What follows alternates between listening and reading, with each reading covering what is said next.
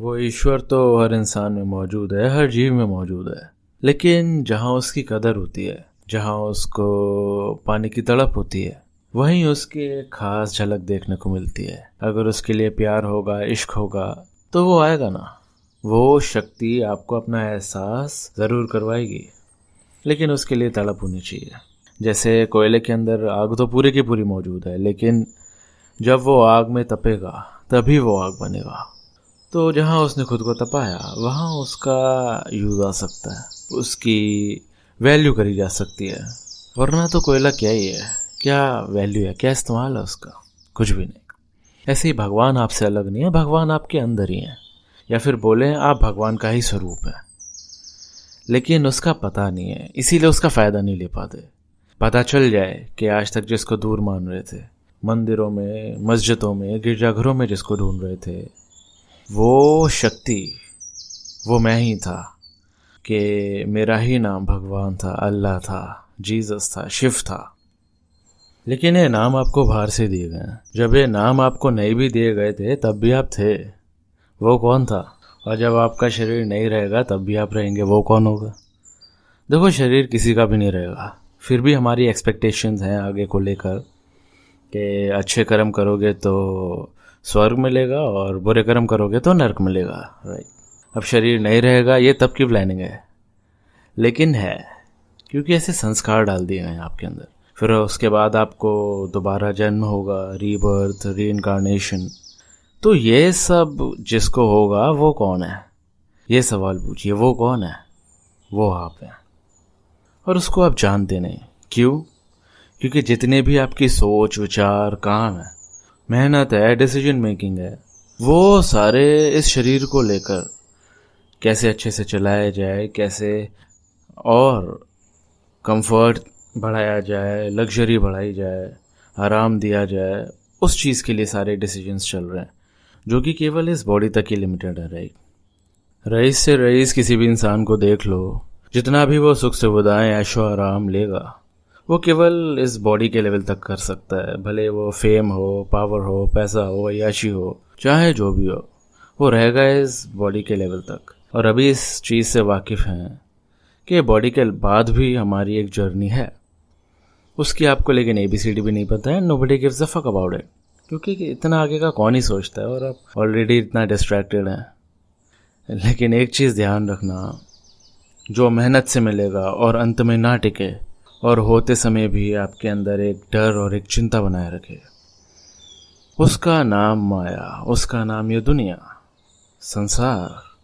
और जो बिना किसी मेहनत से अपने आप मिले, और मिलने से पहले ही आपको अपनेपन का, शांति का, प्यार का, ऊंचाइयों का एहसास दे दे, वो कभी छूटे नहीं और कभी आपको लाचार ना बनाए, उसका नाम भगवान शिव, शिवा, उसका नाम परमात्मा, उसका नाम आत्मा, चाहे जो कह लो।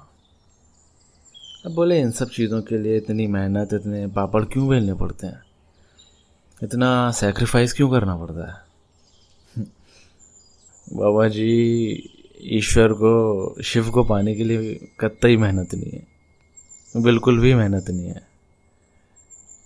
लेकिन दिमाग में जो इतना स्क्रैप और कचरा भर रखा है, जो बेवकूफ़ी और नासमझी हमने भर रखी है, उसको हटाने के लिए मेहनत है।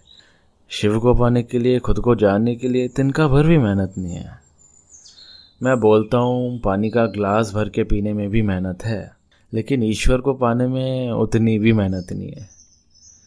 बॉटल लो, उसका ढक्कन खोलो, फिर उसको ग्लास में उड़े लो और पियो, उसमें भी मेहनत है। लेकिन उसमें इतना भी नहीं, केवल आपकी बेवकूफ़ी और आपकी नादानी छूट गई तो बस वही वही है और कुछ है ही नहीं, समझे? पंडित को, बनिए को, गुज्जर को, जाट को, पंजाबी को अगर इंसान देखना हो तो उसको कितनी देर लगेगी? जो ऊपर ऊपर से अपनी मान्यता मान बैठे हैं और बस उसको समझ रहे हैं खुद को कुछ का कुछ, तो पहले आप इंसान हैं, राइट। बस उसको भूल जाएं, बाद में आप हिंदू, सिख, जैन, पंजाबी, मुस्लिम, क्रिश्चियन, जो भी हैं, ऐसे ही आप पहले शिव का अंश हो, समझे? ब्रह्म का अंश हो। अंश बोलना भी गलत है, ब्रह्म ही हो, शिव ही हो। बाद में फिर ये जीव, ये जात पात, ये कम्युनिटी, ये कास्ट सिस्टम, ये केवल दुनियादारी के लिए है। इसीलिए शिव को पाने के लिए रत्ती भर मेहनत नहीं है, लेकिन आपकी बेवकूफ़ी छोड़ने के लिए उसमें मेहनत है। शिव का अनुभव करने के लिए आपको मेहनत नहीं है, लेकिन अपने शिव से जितना आप दूर चले गए, अपने ख्याल, अपने मान्यताएं, अपने थॉट्स, अपनी नॉलेज, ये इन्फॉर्मेशन से इसको हटाने के लिए मेहनत है। भगवान अष्टावक्र ने जो कहा, भगवान योग वशिष्ठ ने जो कहा कि समुद्र के ऊपर जो लहरें हैं, वो जब तक खुद को लहरें मान रही हैं और उससे खेल रही हैं, तब तक वो लहरें हैं। लेकिन जैसे ही वो शांत होती हैं तो गहरा समुद्र है। ऐसे ही आप भी ऊपर ऊपर से खुद को अपने ज़िंदगानी में व्यस्त हैं, अपने कामकाज में व्यस्त हैं, लेकिन गहराई में जब आप देखेंगे तो आप शिव हैं। अगर आप खुद को केवल शरीर समझ रहे हो तो आप बेवकूफ़ हो ही हो, इसमें कोई शक नहीं है। और अगर आप खुद को आत्मा, परमात्मा, शिव समझते हो तो आप वही हो, उसमें शक करना ना समझिए।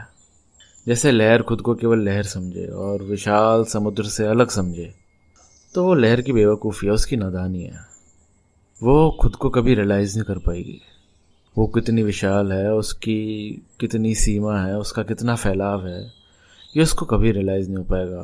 और अगर उसको खुद को जान लिया, खुद को पहचान लिया कि मैं तो बस ऊपर ऊपर का खेल मात्र हूँ, जैसे कि ऊपर ही ऊपर एक प्ले हो रहा है, एक एक्ट हो रहा है, अगर उसको ये पता चल गया तो उसकी सीमा, उसका साम्राज्य इतना विशाल हो जाएगा, इतना वास्ट, इतना बड़ा हो जाएगा कि जो विशाल महासागर है वो वही है, उससे अलग नहीं है, वो वही है। एक चीज़ ध्यान रखना, जब आपको एहसास होगा और महापुरुषों की बातों से आप रिलेट कर पाएंगे, तब आपको पता चलेगा कि आपने अभी तक टाइम वेस्ट और जो भी सीखा है, जो जाना है, वो सारा बेफजूली है। सारी झकमराली और फालतू में ही खुद को छोड़ दिया। अभी तक दुनिया में जो भी देखा, सोचा, समझा, सारी बेवकूफ़ी है। जिससे देखा जाता है, जिससे सोचा जाता है, समझा जाता है, उसको नहीं समझा, उसको नहीं जाना। बाकी सब देखा, सब समझा, सब बगैरती है। सारा समय व्यर्थ ही गंवा दिया। ऐसा आपका एक्सपीरियंस होगा। जैसे किसी फटीचर, फुटपाती को किसी कंपनी का मालिक बना दिया जाए, राजा बना दिया जाए, रातों रात अमीर कर दिया जाए उसको, फिर वो अपनी फटीचर ज़िंदगी को एक्सेप्ट नहीं करना चाहेगा, राइट। अब वो जिएगा ही नहीं, right.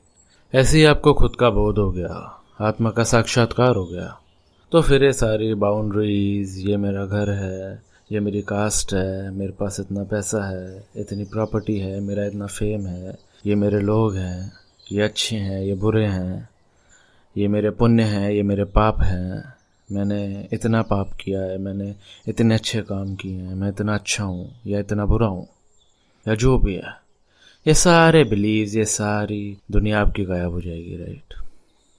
They will just get vanished, you know. ये सब तो हवा हो जाएगी। फिर हकीकत में अभी भी वही है, लेकिन अपनी मान्यताएं हटा दो तो फिर ये विशाल सागर की तरह आपको एहसास होगा कि मैं लहर नहीं हूँ, ये सारी वाटर बॉडीज़ मेरे अंदर ही हैं। ये सी का और ओशन का तो एक एग्जाम्पल दिया गया आपको समझाने के लिए, ताकि आप लोग रिलेट कर पाएँ कि मैं किस लेवल की बात कर रहा हूँ इस टाइम पे। हकीकत बोलूँ तो ये सारी दुनिया, पूरा यूनिवर्स, पूरा समा आप ही के अंदर चल रहा है। ये सारी दुनिया, देवी देवताएं, सूर्य, चांद, ब्रह्मांड, सारे ग्रह, नक्षत्र, आकाश, प्लैनेट्स, आकाश, पाताल, स्वर्ग, नर्क, ये सब आप ही का स्वरूप है, ब्रह्म का स्वरूप है, शिव का स्वरूप है, सब उसी के अंदर है। इसी को बोलते हैं अहम ब्रह्मास्मि, तत्वमसि, ओमकार, एक ओंकार। अब इसके लिए जितना बोलूं उतना कम है, क्योंकि शब्दों से इसका माप नहीं हो सकता। ओम ओम ओम। जय शिवा।